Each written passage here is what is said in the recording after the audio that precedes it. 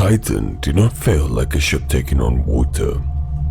At that depth, failure meant the ocean arrived all at once, faster than the mind could turn fear into thought.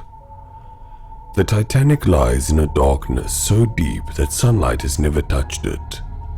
To visit the wreck is to travel down through miles of water, pressure, and history. For decades, only specialized vessels and careful expeditions could reach it. The descent itself was part of the danger, because the ocean does not forgive ambition, just because ambition calls itself exploration. In June 2023, the submersible Titan descended towards the Titanic wreck with 5 people aboard.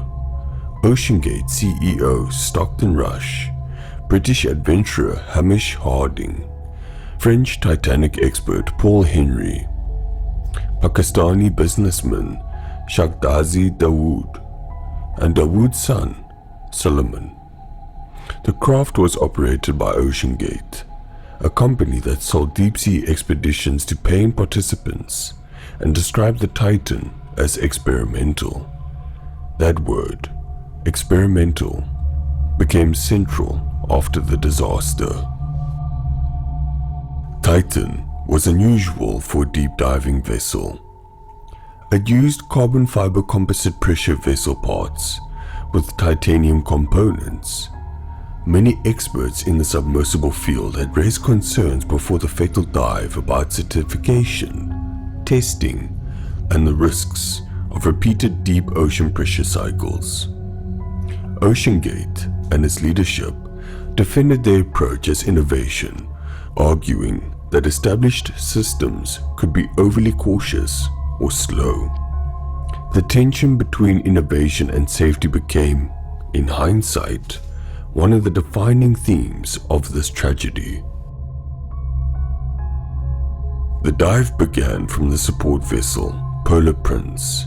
For a while, Titan communicated with the surface through text messages and tracking. Then contact was lost. At first, the world heard the story as a rescue. News outlets shadowed countdowns based on estimate oxygen supply.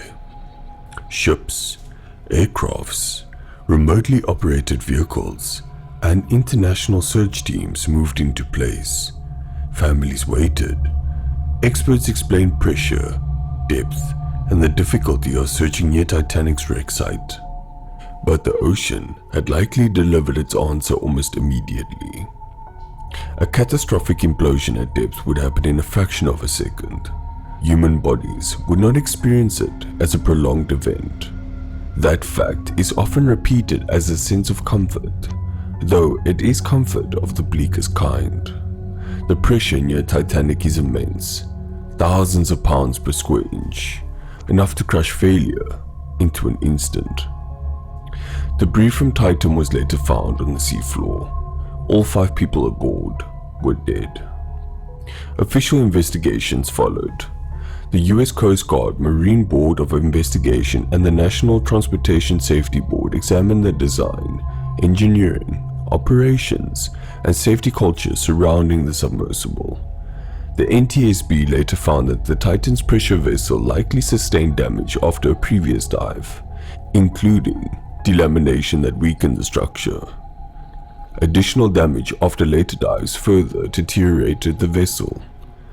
The probable cause, according to the NTSB, was hull failure, an implosion resulting from OceanGate's inadequate engineering process and continued operation of a damaged pressure vessel. Those findings changed the story from freak accident to preventable disaster. Those 5 people were individuals with their own lives, dreams, aspirations, and families. They all had reasons for being there. Paul-Henri had spent decades studying Titanic and understood the wreck as a site of memory. Solomon Dawood was only 19. The human cost is not an abstract lesson. But the disaster also forced hard questions about risk. What happens when private exploration moves faster than regulation? What happens when warnings are framed as negativity? What happens when a company's identity becomes tied to proving skeptics wrong? Titan's story is frightening because it combines modern technology with an ancient truth. Pressure always wins eventually if the structure is not strong enough. The craft's interior was small. Passengers sat close together. The descent took hours. Outside, the water darkened from blue to black. The surface became unreachable in any ordinary sense. There was no hatch the crew could open from the inside and swim away from. No emergency exit into a friendly environment. At that depth, the submersible was not traveling through water so much as through force. Imagine the psychological contrast. Inside, screens, controls, quiet conversation, perhaps anticipation of seeing Titanic's bow emerge from darkness. Outside, pressure pressing evenly from all directions, patient and absolute.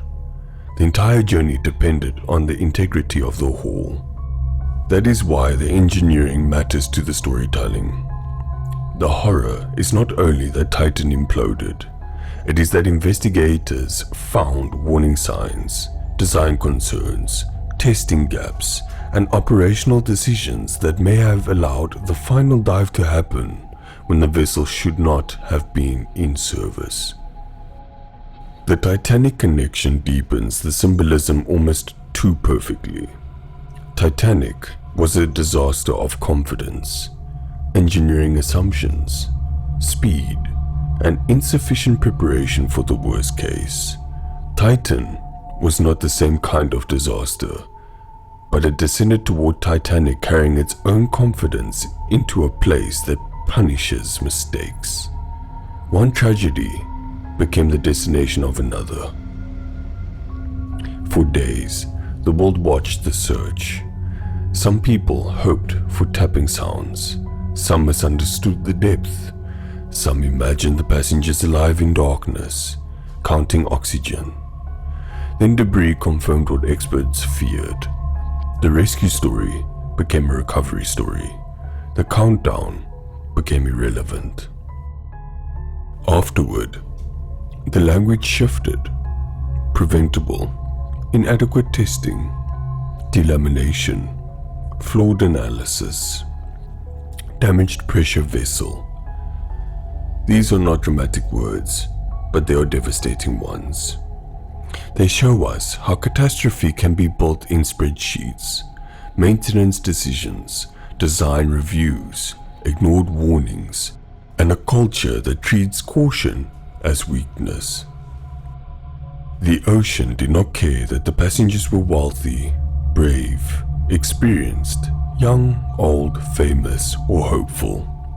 It did not care that Titanic was below them. It did not care about innovation. It cared only about physics. That makes the final image almost unbearable. A small submersible descending through black water towards the most famous wreck in the world, while somewhere in its own structure, damage and pressure were moving towards a meeting point. The Titan story has a different kind of dread from Titanic because the people on board knew exactly which grave they were descending toward. The wreck below them was already one of the most famous disaster sites in the world. It laid in darkness, pressure, and cold, visited by machines and a small number of people willing to enter a realm where the ocean is not scenery, but force. Deep search travel is difficult for the human mind to picture. Space looks empty, but the deep ocean presses from every direction. At Titanic depth, the pressure is not an obstacle one can fight through with courage. It is a physical law. The submersible's pressure vessel was the boundary between life and instant destruction. Every dive depended on that boundary remaining intact. That is why later findings about damage, Delamination, engineering decisions, and warning signs are so important to the narration. The horror is not only that Titan imploded, it is that questions existed before the final dive about how risk was being understood, tested, communicated, and accepted. In disaster stories, the most frightening sentence is often not, "No one knew." It is, "Some people were worried." The Titanic took hours to sink. Titan disappeared in an instant. And between those two disasters lies the same lesson, written once in ice and once in carbon fiber. The deep does not negotiate. And that, my friends, brings us to the end of another story. I hope you enjoyed. Stay safe.